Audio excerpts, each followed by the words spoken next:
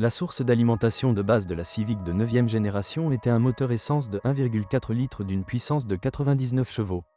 Il est durable, mais on ne peut pas en attendre de bonnes performances, plus de 13 secondes de 0 à 100 km/h, et la consommation de carburant n'est pas considérablement inférieure à celle d'une unité plus puissante.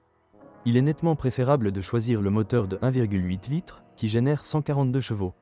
Cette Civic accélère à 100 km/h en un peu plus de 9 secondes et consomme en moyenne environ 8 L 100 km.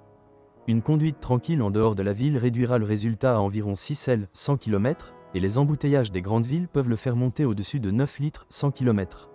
Les deux unités à essence ne posent pas de problème, mais dans le moteur le plus puissant, il vaut la peine de vérifier souvent le niveau d'huile, car sa consommation peut être plus élevée. La version haut de gamme de la Type R était équipée pour la première fois d'un moteur suralimenté. Il génère 310 chevaux et catapulte la Civic à 100 km/h en 5,7 secondes, ce qui en fait l'une des voitures à traction avant les plus rapides.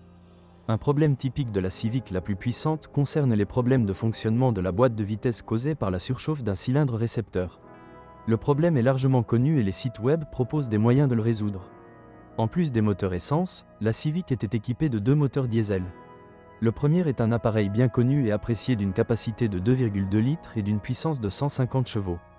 Tant qu'il n'est pas utilisé, il impressionne par sa culture de travail, son dynamisme et sa faible consommation de carburant.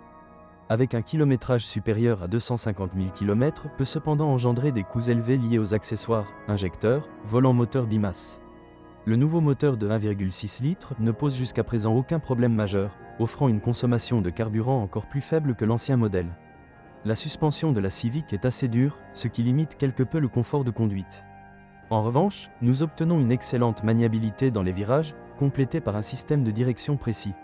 La suspension avant est basée sur des jambes de force McPherson, tandis que la suspension arrière est une poutre de torsion dans les modèles à haillons et bréac. Dans la berline, on retrouve un système de triangles indépendants à l'arrière. La bonne réputation des générations suivantes de Honda Civic ne vient pas de nulle part. Les prix relativement élevés de ce modèle sur le marché secondaire sont justifiés par le fonctionnement sans panne supérieur à la moyenne et la bonne utilisation de la voiture. Un exemplaire bien conservé sera certainement très utile à son propriétaire.